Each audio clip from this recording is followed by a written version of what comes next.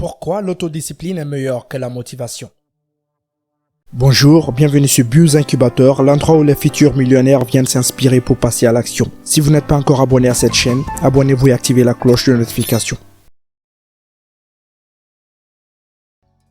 Pour atteindre un objectif, quel qu'il soit, vous devez avoir une voie claire, qu'il s'agisse d'une vie heureuse ou d'une entreprise prospère. Vous devez être sûr de ce que vous allez faire et de la manière dont vous allez le faire. La question importante est la suivante. Qu'est-ce qui doit vous pousser à atteindre votre objectif? La réponse générale à cette question est la motivation. Mais la motivation n'est pas ce qui vous mènera au succès. Cela vous donne simplement l'impression que vous voulez réussir. Contrairement à la croyance populaire, la motivation n'est pas la réponse. L'autodiscipline est ce qui vous aidera à long terme. Il s'agit de croire en la valeur fondamentale que ce que vous voulez atteindre est important pour vous. C'est le carburant qui vous permettra d'avancer et de vous engager dans votre objectif. Dans la vraie vie, lorsque la peur, la fatigue et le doute s'installent, aucun discours ne peut fournir la motivation dont vous avez besoin pour continuer. La seule chose sur laquelle vous et votre équipe pouvez compter est la discipline. La discipline constitue également un modèle pour ce que tout chef d'entreprise devrait identifier et développer chez ses employés. Plus que toute autre qualité, la discipline est ce qui pousse une personne à réussir face à l'adversité. Et c'est ce qu'est le monde réel, l'adversité. La discipline est ce qui vous pousse à faire le travail que vous n'aimez pas, mais qui est nécessaire. La discipline permet de vaincre la peur. La discipline vous permet de continuer lorsque votre curiosité, votre motivation et votre enthousiasme s'évaporent. Si la motivation est une bonne qualité à posséder, elle n'est pas aussi importante que la discipline.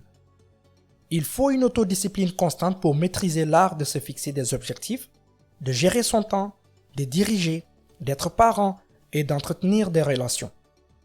Si nous ne faisons pas de l'autodiscipline constante une partie de notre vie quotidienne, les résultats que nous recherchons seront sporadiques et insaisissables. Il faut un effort constant pour gérer véritablement notre temps précieux. Sans cela, nous serons constamment frustrés. Notre temps sera dévoré par d'autres personnes dont les exigences sont plus fortes que les nôtres. Il faut de la discipline pour vaincre des voix agaçantes dans notre esprit. La peur de l'échec, la peur du succès, la peur de la pauvreté, la peur d'un cœur brisé. Il faut de la discipline pour continuer à essayer lorsque cette voix agaçante en nous évoque la possibilité d'un échec. Il faut de la discipline pour admettre nos erreurs et reconnaître nos limites. La voix de l'ego humain parle à chacun d'entre nous. De plus, cette voix nous dit d'amplifier nos valeurs ou nos réalisations au-delà de nos résultats réels. Elle nous pousse à exagérer, à ne pas être totalement honnête. Il faut de la discipline pour être totalement honnête, tant avec soi-même qu'avec les autres.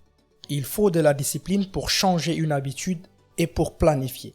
Personnellement, j'ai aussi constaté qu'être discipliné est l'un des meilleurs moyens de rester productif. En effet, elle augmente la confiance en soi, la patience et vous apprend à surmonter l'échec. Plus important encore, l'autodiscipline vous permet de ne pas vous laisser guider par vos impulsions. Si je parle d'entreprise, toute entreprise qui réussit est un exemple qui montre pourquoi la discipline est meilleure que la motivation. Elle contribue à la vie de leurs utilisateurs. C'est ainsi qu'elles se sont forgées une réputation et qu'elles ont connu le succès. En tant qu'entrepreneur, votre objectif est d'essayer de résoudre les problèmes des gens. Même si vous faites quelque chose que vous aimez, le processus devient répétitif et ennuyeux. Ne pas obtenir de retour sur investissement, même après des efforts continus, est un scénario possible. C'est là que la patience entre en jeu. L'autodiscipline vous inculque cette patience. Si l'on n'obtient pas de résultats escomptés, beaucoup de gens abandonnent et cessent de s'engager auprès de leurs utilisateurs. Les rares personnes qui sont persistantes et patientes parviennent à obtenir le résultat souhaité après avoir fait de leur mieux. C'est un exemple où la patience compte. L'autodiscipline vous donne l'engagement, la constance et la patience qui feront passer votre entreprise d'un simple nom à la marque que vous voulez qu'elle soit. À un niveau individuel, l'autodiscipline change votre vie pour de mieux.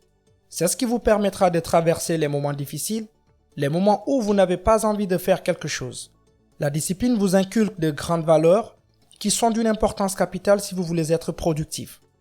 Elle vous donnera confiance en vous. Vous aurez le contrôle de vous-même. Vous ne serez pas guidé par des impulsions, mais par la logique. Il vous aidera à devenir patient.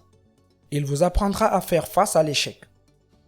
D'autre part, l'idée de motivation est très surfaite.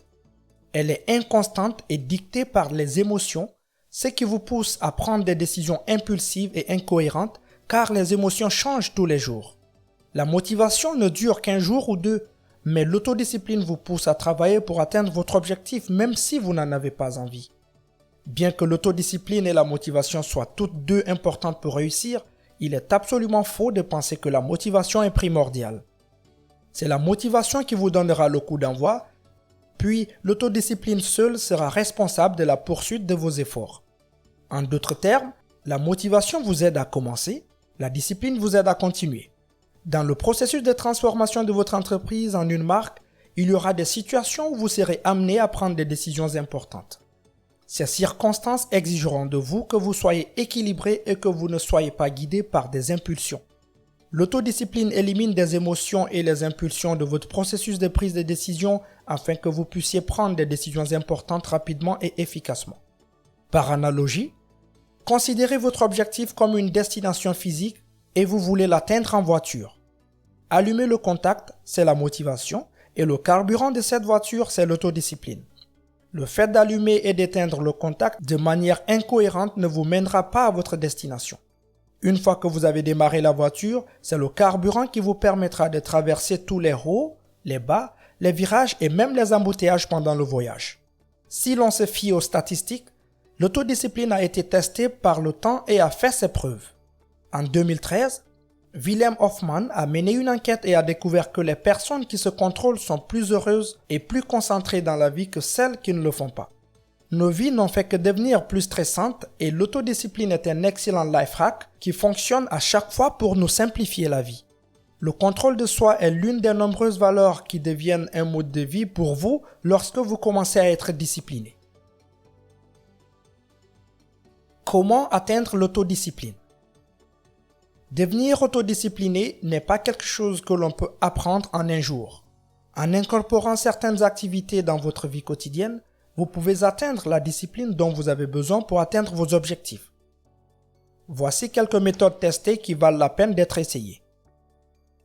Faites des petits pas. Votre cerveau résiste aux changements brusques. Si vous vous motivez à faire un effort titanesque du type « à partir de demain, je suis une nouvelle personne », vous ne ferez que vous épuiser et revenir en arrière. Les changements importants et soudains ne fonctionnent pas, mais plutôt les changements lents et réguliers. C'est l'effet yo-yo de la discipline. Vous voulez surfer sur le bord de votre zone de confort, qui est la seule attitude durable. Lorsque vous progressez à petits pas, vous vous retrouvez une nouvelle personne un an plus tard, sans savoir précisément quand ni comment c'est arrivé.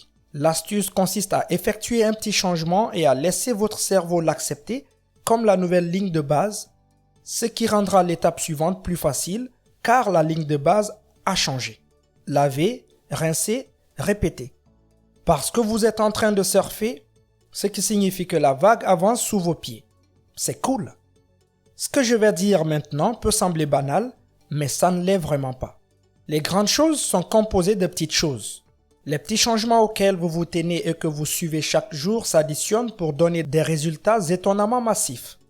Par exemple, si vous passez 5 minutes par jour à organiser votre bureau, vous remarquerez rapidement à quel point vous serez plus productif parce qu'il est propre et organisé. Si vous commencez à prendre les escaliers au lieu de l'ascenseur, ces petites calories brûlées se traduiront par des kilos perdus et un regain d'énergie. Commencez à établir des priorités. Puisque vous ne disposez que d'un nombre limité d'heures dans une journée et d'une quantité limitée d'énergie, vous devez commencer à établir des priorités. Cela signifie que vous devez accomplir vos tâches les plus importantes avant de passer à autre chose. Tirez les leçons de vos erreurs passées. Savez-vous ce qui sépare ceux qui ont une forte autodiscipline de ceux qui n'en ont pas ? Ceux qui ont une discipline interne ont appris de leurs erreurs passées. Cela leur permet non seulement de ne pas répéter les mêmes erreurs, mais aussi d'améliorer votre discipline. Par exemple, si vous avez connu une faillite avec votre précédente entreprise, vous serez peut-être mieux à même de la gérer à nouveau. Je ne dis pas que vous le ferez, Je souligne simplement que vous avez survécu la première fois et que vous savez maintenant quoi faire pour surmonter ces défis grâce à votre expérience passée. Faites des pauses fréquentes. Il faut vraiment de la discipline pour créer et respecter une routine. Par exemple, ayez une routine matinale stricte où vous vous réveillez très tôt. Cela vous permet de planifier votre journée, de faire de l'exercice et de rattraper des choses comme vos courriels, les nouvelles ou les livres que vous lisez. En même temps, l'autodiscipline signifie aussi que vous prévoyez des pauses fréquentes tout au long de la journée. Vous avez besoin de ce temps pour vous ressourcer et vous recentrer afin de pouvoir vous concentrer sur le reste de la journée. Adoptez de bonnes habitudes. Ceux qui sont disciplinés ont de bonnes habitudes quotidiennes. Ils sautent le hamburger pour une salade. Ils quittent une soirée plus tôt pour avoir une bonne nuit de sommeil. Ils prennent le temps de faire de l'exercice. Développer de bonnes habitudes n'est pas une tâche facile, mais cela vous permet de rester en forme mentalement, émotionnellement et physiquement. Vous aurez envie de ne pas faire ce que vous avez prévu, mais le suivi de votre objectif est ce qui vous permettra de rester concentré et de ne pas vous laisser dévier. Vous devez éliminer les distractions de votre travail. S'il est hors de vue, il sera hors de votre esprit. La persévérance est ce qui vous permettra de rester dans le jeu. Suivre un calendrier et être discipliné n'est pas quelque chose qui va vous rendre la vie difficile. Au contraire, vous aurez plus de temps pour contribuer à d'autres choses et vivre une vie sans stress. Vous passerez moins de temps à résoudre des conflits et contribuerez davantage à être productif. La discipline doit être pratiquée en permanence car le succès n'est pas définitif, c'est un processus continu. Dites-nous dans la section des commentaires comment faites-vous pour rester disciplinés et motivés.